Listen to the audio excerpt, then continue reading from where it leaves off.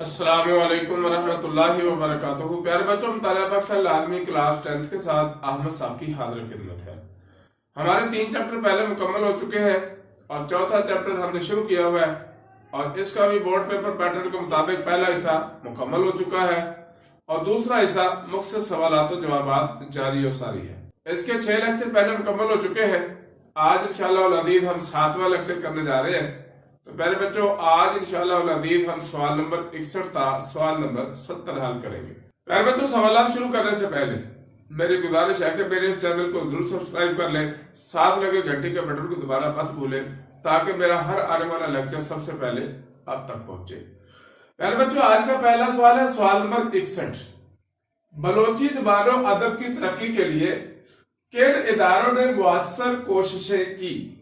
بلوچی زبان و ادب کے لیے، یعنی اس کی ترقی اور اشاعت کے لیے، اس کے فروغ کے لیے کن اداروں نے مؤثر کوششیں کی؟ بلوچی زبان و ادب کی ترقی اور فروغ کے لیے 1949 میں بلوچستان رائٹرز ایسوسی ایشن اور 1959 میں بلوچ اکیڈمی نے مؤثر کوششیں کی۔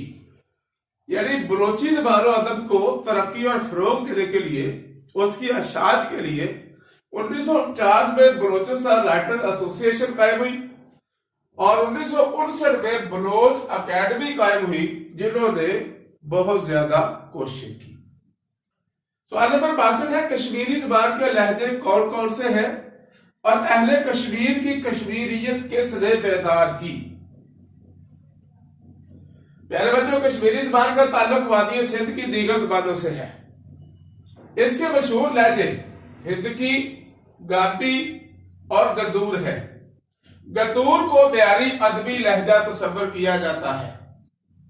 غلام احمد مہجور، جنہوں نے پہلی فارسی میں شاعری شروع کی، یعنی پہلے وہ اپنی شاعری فارسی زبان میں کرتے رہے، پھر مادری زبان کشمیری میں شروع کی، اور ان کی شاعری نے کشمیریوں کی کشمیریت کو نہ صرف بیدار کیا بلکہ پوری کشمیری نسل کو متاثر کیا۔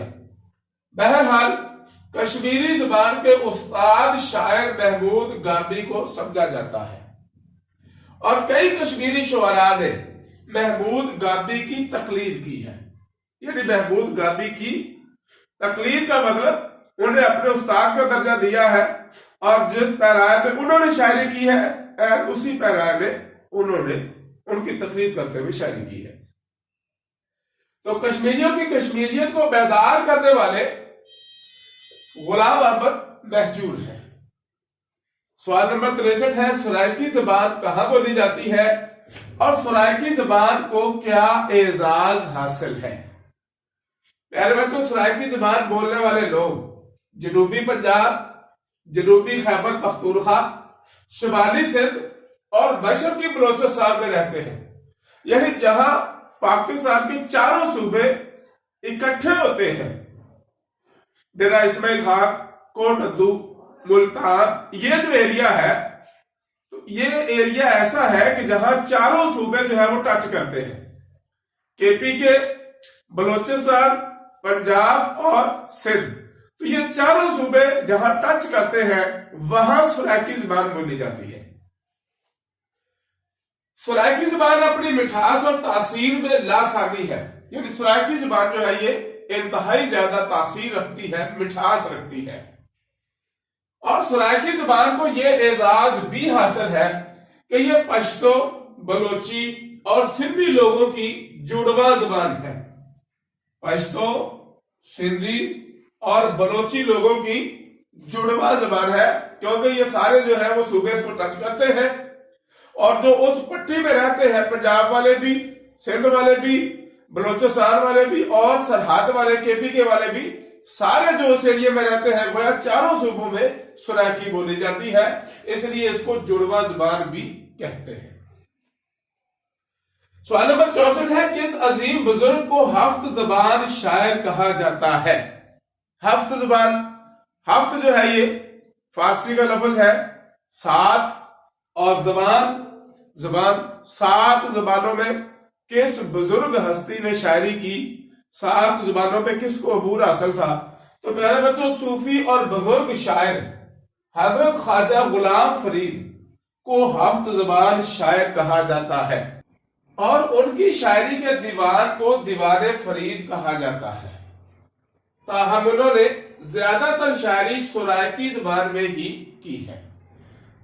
صوفی بزرگ خواجہ غلام فرید نے اگرچہ 7 زبانوں میں شاعری کی ہے مگر ان کی زیادہ تر شاعری جو ہے وہ سرائکی زبان میں ہی ہے۔ سوال نمبر 65 ہے، کوہستان سے لے کر بلتستان کے آخری کونے تک کون سی زبان بولی جاتی ہے؟ کوہستان صوبہ کے پی کے کا ایک ضلع ہے، وہاں سے لے کر چائنا کی سرحد تک یعنی گلگت بلتستان میں کون سی زبان بولی جاتی ہے؟ پیارے بچوں، شینا گلگت بلتستان کی ایک دلکش زبان ہے جو خیبر پختونخوا کے ضلع کوہستان سے لے کر بلتستان کے آخری کونے تک بولی جاتی ہے۔ خوار اکیڈمی نے چترال اور شمالی علاقہ جات کی معدوم ہونے والی زبانوں کو بچانے کے لیے یونیسکو سے اپیل کی ہے۔ تو پیارے بچوں، پورے شمالی علاقہ جات میں کے پی کے ضلع کوہستان سے لے کر گلگت بلتستان تک بولی جانے والی زبان جو ہے وہ شینا ہے، اور خوار اکیڈمی نے یونیسکو ادارے میں جو اپیل کی ہے وہ معدوم ہونے والی زبانوں کو بچانے کے لیے کی ہے، جن میں بلتی زبان بھی شامل ہے۔ سوال نمبر 66 ہے، براہوی زبان کہاں بولی جاتی ہے اور براہوی زبان کی کس تصنیف کو خصوصی اہمیت حاصل ہے؟ پیارے بچوں، براہوی زبان کوئٹہ، کلات ڈویژن، خوزدار اور اس کے گرد و نواح میں بولی جاتی ہے۔ کوئٹہ، کلات، خوزدار اور اس کے گرد و نواح میں بولی جاتی ہے۔ براہوی لوک ادب میں لیلا مور کی صرف خصوصی اہمیت کی حامل ہے۔ لیلا مور بیانی ادب میں ممتاز شاعر اور ادبی تخلیق کار لکھنے والے لکھاری یعنی ادب اور لٹریچر لکھنے والے ملک دادا اور ان کی تصنیف تحفۃ العجائب کو خصوصی اہمیت حاصل ہے۔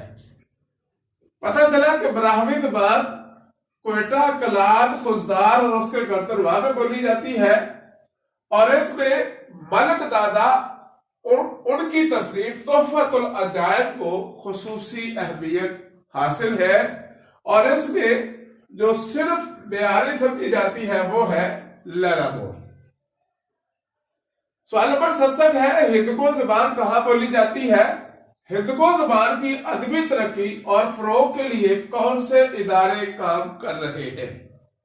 تو پیارے بچوں، ہندکو زبان خیبر پختونخوا کے اضلاع ایبٹ آباد، مانسہرہ، ہری پور، بٹگرام، پشاور، کوہاٹ، جبکہ پنجاب میں اٹک، پوٹھوار اور آزاد کشمیر کے بیشتر علاقوں میں بولی جاتی ہے۔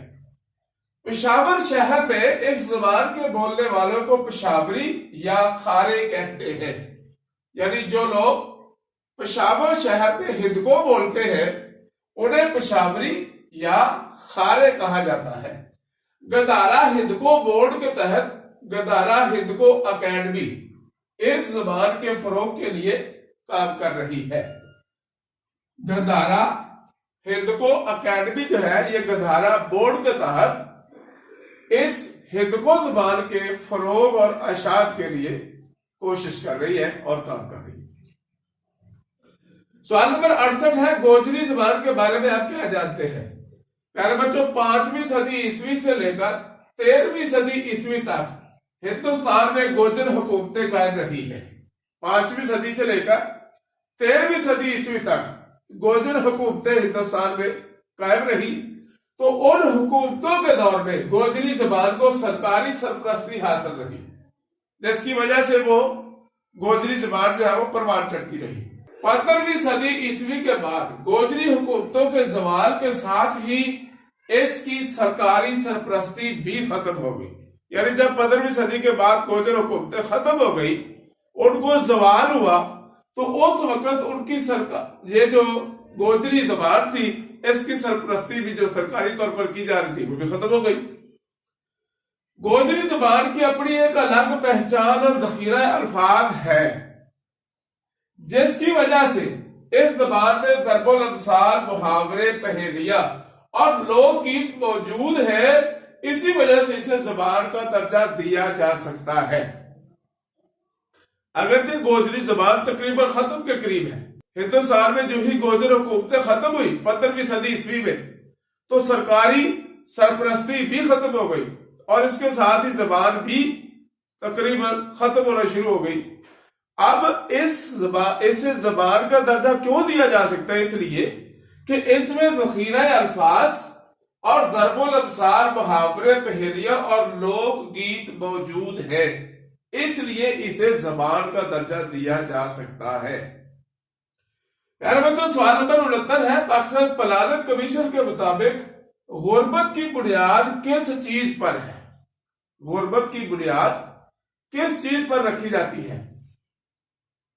پاکستان پلاننگ کمیشن غربت کی بنیاد انسانی جسم کو مطلوب توانائی کے حراروں پر رکھتا ہے، تو جس کی روح سے ہر بالغ فرد کو روزانہ کم از کم 2350 توانائی کے حرارے ملنے چاہیے۔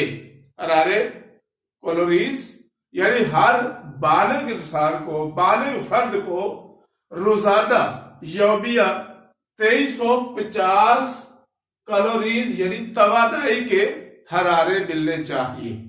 تو یہ توانائی کے حراروں پر پاکستان پلاننگ کمیشن نے غربت کی بنیاد رکھی ہے۔ سوال نمبر 70 ہے، اقوام متحدہ کے نزدیک خط غربت سے نیچے کی زندگی کا معیار کیا ہے؟ یعنی وہ کون لوگ ہیں جو خط غربت سے بھی نیچے کی زندگی گزارے، جو غریب سے بھی نیچے کی زندگی ہے؟ اقوام متحدہ کے نزدیک خط غربت سے نیچے زندگی بسر کرنے کا معیار ایسے لوگ ہیں جن کی روزانہ کی آمدن، ڈیلی آمدن، روزانہ ان کی کمائی $1.9 یا اس سے بھی کم ہو۔ تو پیارے بچوں، اقوام متحدہ کے مطابق جس بندے کی روزانہ کی اجرت، مزدوری یا آمدن $1.9 یا اس سے بھی کم ہے، تو وہ غربت سے بھی نیچے کی زندگی گزار رہا ہے۔ $1.9 تقریباً 400 سے کچھ کم روپے بنتے ہیں۔ اب یہ غربت سے بھی نیچے کی لکیر میں، اور 1000 روپے تک ڈیلی لگانے والا جو ہے وہ غریب شمار ہوتا ہے۔ کیوں؟ اس لیے کہ وہ بیچارہ اپنی فیملی کو چلانے کے لیے بڑی مشکل سے مینج کرتا ہے۔ تو اس غربت سے نیچے کی لکیر جو ہے اقوام متحدہ کے نزدیک اس کا معیار 1.9 یا اس سے بھی کم ڈالر روزانہ کمانے والا شخص ہے۔ پہلے بچوں، یہ تھے آج کے انتہائی اہم 10 سوالات۔ امید ہے کہ انشاءاللہ العزیز آج کے سوالات بھی آپ آسانی سمجھ چکے ہوں گے۔ پہلے بچوں، ابھی تک اس چیپٹر کے تمام سوالات مکمل نہیں ہو پائے، کل کا انشاءاللہ العزیز جو لیکچر ہے وہ آخری لیکچر ہوگا اس سبق کے شارٹ کوسچن کا، مختصر سوالات کا۔ تو کل تک کے لیے اجازت دیجیے۔ پیارے بچوں، میرے اس لیکچر کو زیادہ سے زیادہ لائک اور شیئر کیجیے، میرے اس چینل کو سبسکرائب کر لیجیے، ساتھ لگے گھنٹی کے بٹن کو دبانا مت بھولیے۔ پیارے بچوں، اپنے خیالات اور اپنے کومنٹس کا اظہار کومنٹ باکس میں ضرور کیا کیجیے۔ السلام علیکم ورحمۃ اللہ وبرکاتہ۔